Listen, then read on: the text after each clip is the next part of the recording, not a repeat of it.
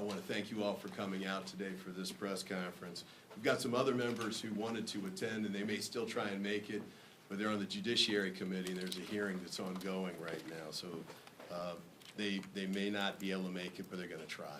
But we thought we should get started, and wanted to move forward from there. And maybe when we get to the Q&A, if they arrive, we'll give them a chance to speak then. Thank you for coming. We just sent a letter over to the Senate Judiciary Committee, Chairman Grassley and Ranking Member Durbin, asking them and the other committee members to vote against Mr. Patel for FBI Director. In my view, he is probably the most unqualified candidate for the FBI directorship that I've ever seen. And, you know, there's reasons are legion. We're going to go through some of those today. And I know the Republicans on the Senate Judiciary Committee are likely to go ahead and vote to confirm him anyway, but I thought it was important to try and speak truth to power, and the letter is aimed at getting that done and making sure we let them know that we think he is not only bad for the FBI, but bad for national security and public safety, and also good for domestic enemies like the cartels in Mexico and criminal enterprises that are operating in the United States. I would note quickly before I turn it over that it's not just Democrats who are raising these concerns. You've heard that former Attorney General Bill Barr said when they talked about Patel becoming the deputy FBI director, it would happen over my dead body, was the statement that he made, and I think he published that in his book. Another one, John Bolton, former Trump NSA advisor, he demonstrated no policy aptitude at all. So these are words out of the mouths of Republicans, former Trump administration Republicans. I think it's very clear that we don't want an FBI director who's got an enemies list. We don't want an FBI director who sees his principal mission as a revenge tour. You know, James Brown, one of my favorite performers, has a song called The Big Payback. There's a place for that in funk in the dance floor, but not at the FBI. And with that, I'll turn it over to Representative McClellan, who represents the district in Virginia. Good afternoon, everyone. I am Congresswoman Jennifer McClellan. I have the privilege of representing Virginia's 4th Congressional District. And as you heard, we are here to raise the alarm of why our Senate colleagues should reject the confirmation of Kash Patel to be director of the FBI. In our letter to the Senate Judiciary Committee, we expressed our deep concerns over his lack of qualifications, over his history of inflammatory statements, but let me remind you what is at stake. The FBI stands as one of the most critical institutions in our democracy. It is tasked with defending our national security, and it is tasked with upholding the rule of law.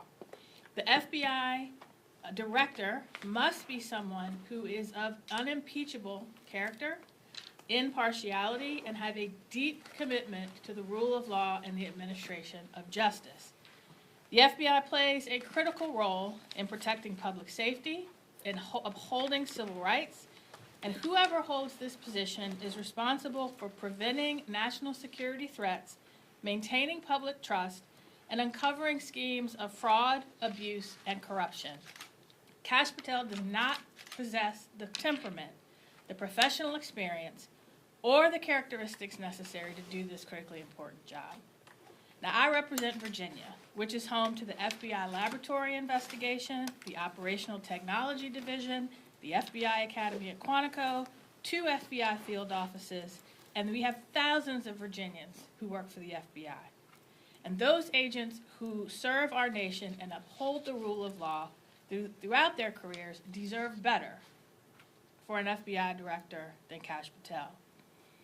He has literally published an enemies list. And under the Trump administration, the Department of Justice has received detailed information about over 5,000 FBI agents who were involved in investigating the January 6th insurrection. These brave men and women took an oath to protect and defend the Constitution of the United States from enemies foreign or domestic. And just last week, the wife of one of those FBI agents who lives in Richmond detailed the fear and anxiety that they now must endure in a letter to the editor to one of the local publications in my district. And here is what she wrote. The decision to publicly name and punish these professionals does not only put their lives at risk, but also endangers their spouses, children, and loved ones. The fear we now live with is profound. The loss of anonymity has placed us in the crosshairs of political extremism, making even the most basic aspects of going to work, sending our children to school, interacting in our own communities, fraught with risk. Is this really what America has come to? Where the wives and children and husbands and loved ones of those people who dedicate and risk their lives to keep us safe fear for their own? No, that is not the nation we want to be. But time and time again, Mr. Patel has shown that he is a Trump sycophant who will come up with excuses and justifications to shield the president, enable his actions with no regard for their legality, and punish anyone who dares to speak up. He has tried to excuse President Trump's unauthorized transfer and storage of classified information to Mar-a-Lago. He promised to dismantle the FBI on day one and turn it into a museum to the deep state. And our FBI agents, the communities they keep safe, and the American people deserve better. They deserve assurances they will not be subject to political prosecution at the hands of a federal agent. And Mr. Patel has not proven that he can do that. With that, I'd like to hand it over to my colleague from Rhode Island, Congressman Seth Magaziner. Well, thank you very much to my colleagues, Congresswoman McClellan and Congressman Ivey, for convening us here today. I'm a member of the Homeland Security Committee. I served on that committee with Glenn, and I'm currently the ranking member for Counterterrorism, Intelligence, and Law Enforcement on the Homeland Security Committee. And we are here today to appeal one more time to any Republican senators. If you care about national security, if you care about public safety, if you care about our Constitution and our system of government, then vote no on Kash Patel. Vote no on Kash Patel, the most unqualified nominee in the history of the FBI. I want everyone to think for a moment about your hometown. In your hometown, would you feel good about a chief of police being hired who had never been a police officer before? Of course not. Yet Donald Trump is appointing someone to head the nation's most important federal law enforcement agency who has never worn a badge, never conducted an arrest, never served in law enforcement before. Woefully unqualified. Why is Donald Trump appointing someone so unqualified to lead the FBI? Because Donald Trump knows that Kash Patel will enact a political agenda on his behalf. We should not have a director of the FBI who has no law enforcement experience, who has a publicly published enemies list, who has threatened to jail members of the media simply for reporting that Joe Biden won the 2020 election, who has championed and fundraised for the January 6th rioters who attacked police officers in this very building. This is someone who is dangerous, who is unfit, and who must be rejected. The FBI plays an absolutely crucial role in combating terrorism, organized crime, drug trafficking, human trafficking, and more. It is too important an agency for someone so unqualified to come in and play political games with. That is why we are here today, and that is why we are calling on the senators to do the right thing and vote no. It is now my pleasure to introduce a colleague who serves on the Judiciary Committee, Sydney Kamlager-Dove. Thank you, Seth, and I want to thank Jen McClellan and also Glenn Ivey for leading this charge. My name is Sydney Kamlager-Dove. I represent California's 37th Congressional District. I just came from the Judiciary Committee where we actually had witnesses raise their hand and swear under perjury, right, to tell the truth. It seems, well, not to perjure themselves, to tell the truth, which does not seem to be something that we care about with Kash Patel. Kash Patel is a freak, and not the Rick James kind. It is a thumbs down for Crooked Cash. This is a guy who openly attacked the FBI and compromised its relationship with the intelligence community, and now he could be running the damn thing? That is just plain stupid. The baseline qualification for any leadership position should be respecting the organization and its employees. I mean, that is a very low bar.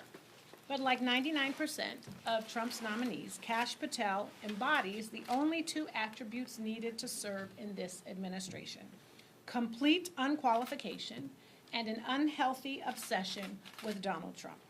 And he takes the latter to a whole new level. The first time he served in Trump's administration, he took heat for being singularly focused on pleasing Trump. And when that gig was up, he missed Trump so much that he wrote a series of children's books praising King Donald. That is sick. And now he's promising to go after those he considers the deep state and enemies of Donald Trump. And last I checked, when I just got on the website today, that is not what the website for the FBI says. It says to protect the United States and its citizens and to uphold the Constitution. But where is that line? Is he going to target Granny for posting on Facebook about Don and Elon stealing her Social Security check?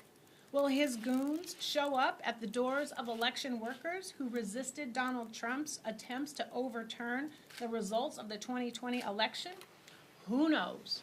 We don't even have the answers for those questions.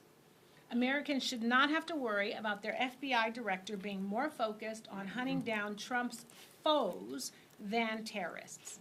And Kash Patel is so dangerous that even Republicans warned he was bad news, until Donald Trump told them to shut up and get in line. So my question is this: why are Republicans okay with Crooked Cash lying under oath and committing perjury? And why are Republicans okay with turning up the Constitution? But if Kash Patel is confirmed, Americans will be less safe, and it will be because of every spineless, un-American, unpatriotic Republican who prioritized loyalty to Donald Trump over loyalty to their constituents and the United States Constitution. Thank you, and I'm going to give it back to Glenn Ivey. Terrific. Thank you, Representative. First question, Rebecca with the Hill. Yeah, I just kind of wanted to sort of understand, like, a lot of the stuff that you guys have pointed to in terms of his history, his comments on podcasts, a lot of this stuff has been out there for a while. So I'm curious, do you feel like your Republican Senate colleagues are kind of willfully ignoring this information? And then I'm also kind of curious what your strategy is to kind of break through and get these problems to resonate with them before this vote.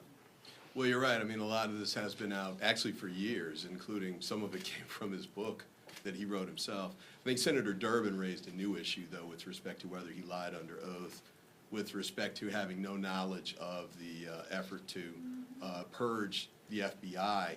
I think he testified he didn't know anything about it in several variations of that. But it sounds like there's a whistleblower who's saying he does. And it is a little curious that the day after he testified, the purge kind of began with the call for the name. So I think that's new information. I think any of that would be, any of these individual aspects would be, I think, disqualifying just on their own. But certainly when you add them all up together, I think that's clearly the case. I don't know if there are others who want to comment on that? They have selective amnesia, and this is a time when you should not, when you should be doing every single thing you can to make sure. They have selective amnesia, and this is the absolute time when you should not. I mean, in some of the hearings we're having of substance, we are talking about terrorists, we are talking about China, we are talking about AI, we are talking about so many issues that are deeply concerning to the American people and to our national security. And it makes sense that you would have someone who's going to be heading the FBI who's honest, transparent, and saying that they're willing to uphold the Constitution. And one of their first acts, even before they are confirmed, is to commit perjury, is deeply concerning for anyone who says that they are an American. All right, Mitchell Miller, excuse me, go ahead. No, I'll just add, I mean, look, a lot of these Republican members of Congress, Senate and House, they know that Kash Patel is a bad pick. They know he's unqualified, just like they know Tulsi Gabbard was unqualified and Pete Hegseth and many of the other nominees. But they're scared, right? They are scared of Donald Trump. They're scared of Elon Musk. But they need to be scared of the voters who elected them as well. And part of what we are doing is continuing to educate people, to sound the alarm, because ultimately, if Kash Patel, among others, is as destructive as we fear he will be, then these Republican senators are going to own that for years to come, and we need to make sure that they hear that. All right, Mitchell Miller? Question for Congressman Ivey. As was just alluded to, Kash Patel has said that he wanted to facetiously or not create a museum to the deep state with the FBI headquarters. As you're well aware, plans are being made for new FBI headquarters in Maryland. Do you have concerns that his confirmation as director, if that happens, will in some ways either endanger or undermine plans moving forward for that? Also, there's been talk about what DOJ might do with the GSA, and that may be a secondary issue as well. Well, and I've got a colleague from Virginia here too who may want to comment as well, so I'll give her the chance. But my initial take on that is that it's really the GSA role to make a decision about site selection, not really the FBI.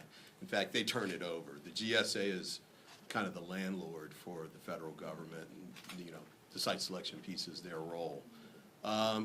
Whether they're going to be attacks on the GSA, apparently Elon and Donald are looking to attack every department and agency in the federal government. And the unfortunate part is, there are probably things that could be done to improve the government. I'm sure that there are, but I'd say use a scalpel instead of a chainsaw. These guys are just they're just trying to push people out, as many federal employees as possible, not because it makes the government better, but it gives him additional funds to do his forthcoming tax cuts for billionaires. So, and we used to say billionaires, it was kind of a faceless term, but we now saw who was standing with him when he was inaugurated. Regular folks couldn't get in, but the richest people in the world could. Yeah, I would just add to that. I mean, the GSA, we've already seen that part of what Elon Musk and the Doge Bros want to do is take that over, look at public lands, look at public assets, and look at what to sell off, because they're trying to get money anywhere they can to pay for this tax cut for billionaires. And they're willing to sell out the FBI and the agents in the process. And I think to the earlier point, our press conference today, our letter today may not stop the Senate from confirming Kash Patel, but we will not stand silently by while this administration, whether it's through the FBI, whether it's through the OMB, whether it's through the GSA, whether it's through some made-up agency that is not authorized by anyone, run by somebody who hasn't been vetted, we will not stand silently by while you try to erode the very foundation of democracy and government that serves the American people and not King Donald. Right here. So when FISA 702 was being negotiated, we saw Republicans and Democrats kind of forming unions on different sides of the issue. I think we could probably see DOJ reform and FBI reform attempted at some point this Congress. Do you think that's possible still? I mean, it's going to come up again with the authorization. I mean, we're going to have to deal with FISA, with 702 again, right? Because it was just a two-year extension. So honestly, standing up here, I don't know who's on what side. I mean, I know what side I was on, but we're going to have to take it up regardless. Specifically Department of Justice or even FBI reform. Is that possible to partner with Republicans on, or is this going to be an issue with Kash Patel getting this job? I mean, certainly Kash Patel getting this job will make everything more complicated because, again, his interests are political, not policy. It'll be a challenge. I think that the way to do reform is to have a debate out in the open and to compete on the basis of ideas, not to go in as an unelected billionaire and just start firing people left and right and asking people to basically fill out loyalty questionnaires because they happen to have been assigned to work on the January 6th investigation. Like, that's not reform. That is political retribution. It's tremendously damaging. It's not going to make the country more safe. It's not going to lower the cost of living, and it's not going to make us more secure.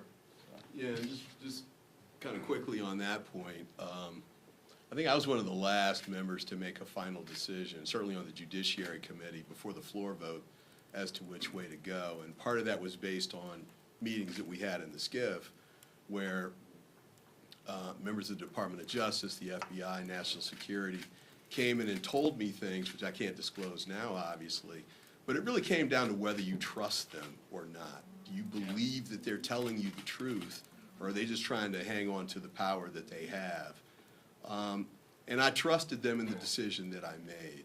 Will I be able to trust the team that Trump's putting together at the Department of Defense, National Security, FBI? You got to be kidding me. I mean, you know, Patel took the fifth instead of testifying in front of a grand jury. And then they compelled him by immunizing him to testify. And then when they asked him about it at the Senate confirmation hearing, he refused to explain what he said, even though the rule that governs grand jury secrecy explicitly says that the witness can tell people what he said in the grand jury. He refused to state it. How can you trust somebody like that? I mean, it's just incredible to me. But that's where they are. Okay. Can you identify what? Nathan organization? Worcester, Epic Times. I'm wondering, once assuming he is confirmed, do you think that in the House you'll be able to launch an investigation, even something up to, given the example of the resolution to impeach Christopher Wray as FBI director, an impeachment? Do you mean you think Democrats can push that?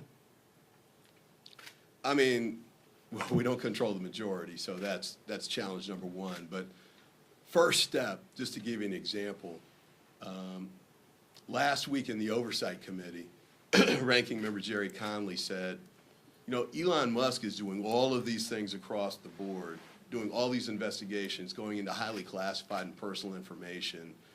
He's never had a confirmation hearing.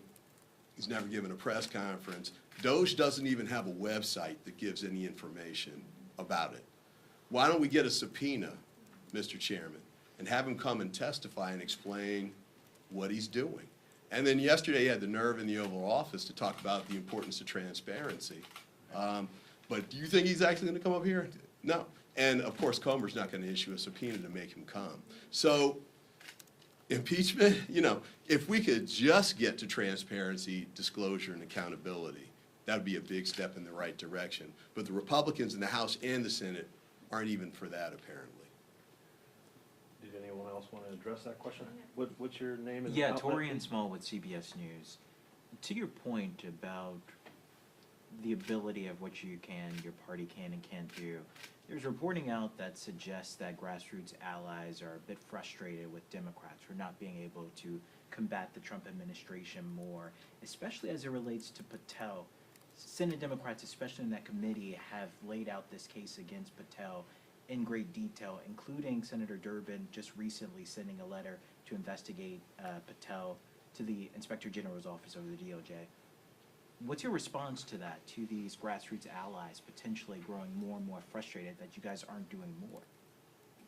Well, I agree. The only thing I would tweak on that is reach out to the Republicans, because they're the ones that are actually controlling what happens in the Senate, certainly with the confirmation votes. Most of these have been party line votes, that have been remotely controversial. And we just did a town hall meeting last night. I was doing it with Joyce Beatty in Ohio. And people were calling in saying, what can we do to help? And one of the things we said was, you've got 2 Republican senators in Ohio.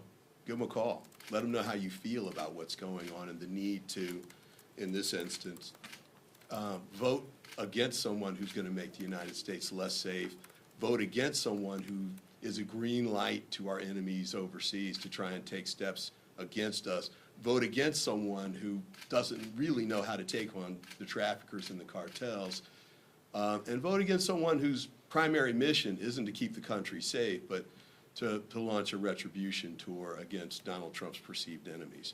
We need to keep fighting. We need to make sure we do more here in the Congress to keep it going. The courts have been great. I think there are 55 cases roughly, and I believe there's at least 8 injunctions. I don't think any injunctions have been denied anywhere in the United States, so we need to keep building on that. And then the public pushes that we've made, the rallies and the things, this is not so much just on this nomination, but on the attack on government workers has been gaining some ground too. Yeah, And I would add on that if there's one thing in life that is certain other than death, it's math.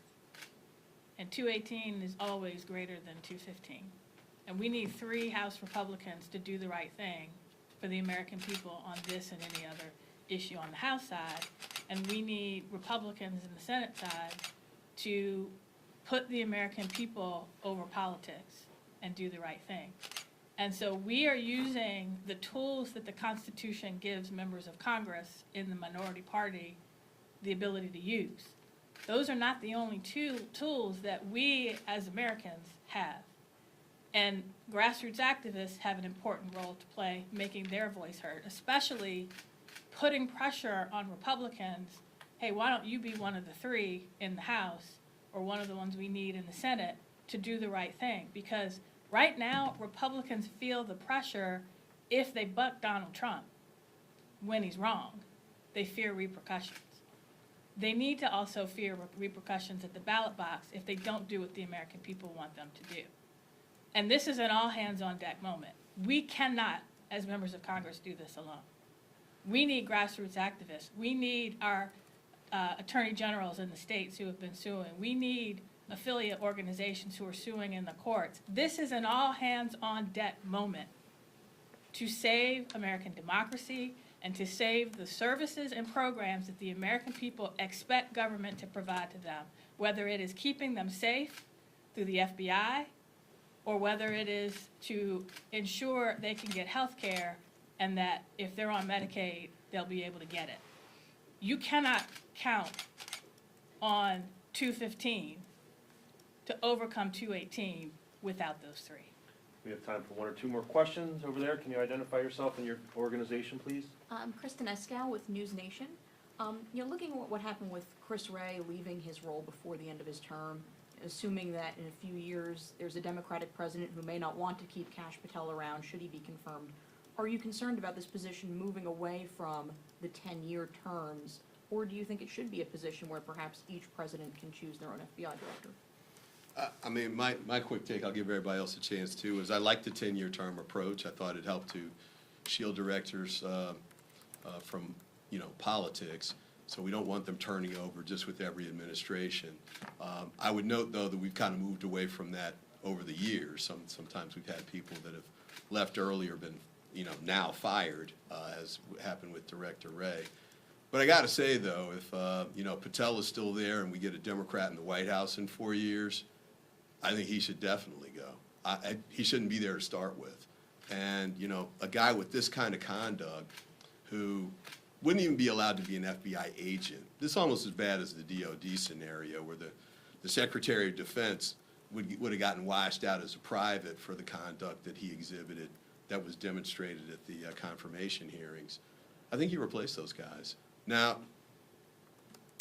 I'll stop there. I'll give everybody else a chance if they want to as well. Well, I would just add that we are not in normal times. And so there's a false premise where folks are asking us normal questions and wanting us to behave normally when we are walking right into a constitutional crisis. There is nothing that is happening from the Republicans that is normal.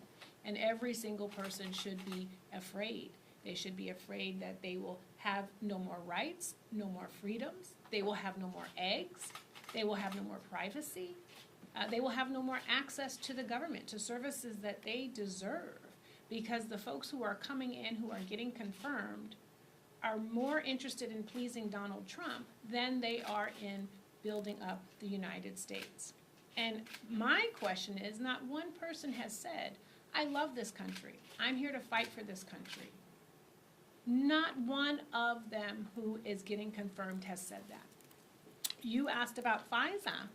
I mean, we've been here for over a month. They have the White House, the Senate, and Congress. We should be having substantive bills coming to the floor every single day. Donald Trump told them to work it out, and they're running up into their conferences, and who knows what they're doing, but they are not bringing substantive bills like that to the floor. They don't have a plan other than making sure that they say yes to Donald Trump. And Donald Trump's plan is to make them irrelevant and to govern by executive order. That is not normal.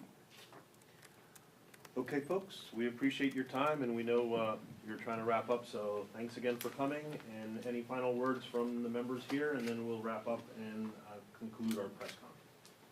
Thanks to all of you for coming. It's a rare press conference where James Brown and Rick James get mentioned, but thanks for coming out. Black History Month.